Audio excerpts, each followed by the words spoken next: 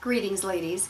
Does your husband have a destructive, addictive habit? Maybe it's alcohol, maybe it's pornography, maybe it's gambling, whatever it might be. Or maybe your husband just carries so much stress, so much weight on his shoulders from work, and you can see that it's taken a toll on him. Or maybe you're in despair because your husband is an unbeliever, or he's just really not spiritually interested. Whatever the thing is that concerns you about your husband, here's what I'm here to tell you. One of the most powerful things you can do, seriously, and this is not a cliche, is to pray for him.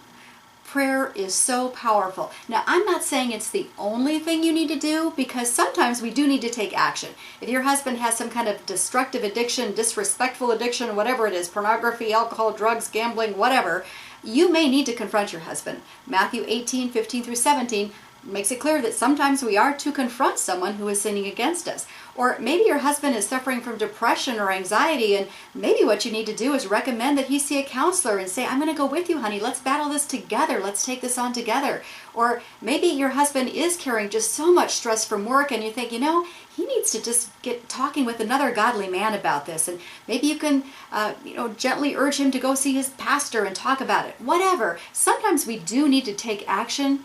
But the very best thing we can do is to pray, because God can change a situation. God can change your husband's heart. God can break a destructive addiction.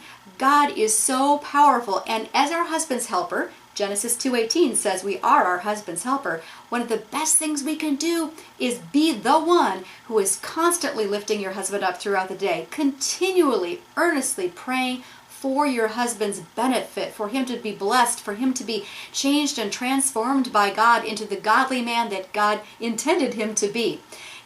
I'm always thinking about James 5:16. This is just a lovely verse that would be great to memorize because it gives me hope. It says this in James 5:16, the prayer of a righteous person is powerful and effective. Wow, that's motivation for us to get on our knees, and no, you don't have to honestly get on your knees every time, but to at least figuratively get on our knees continually for our husbands. Pray, pray, pray. I have seen prayer do some amazing things.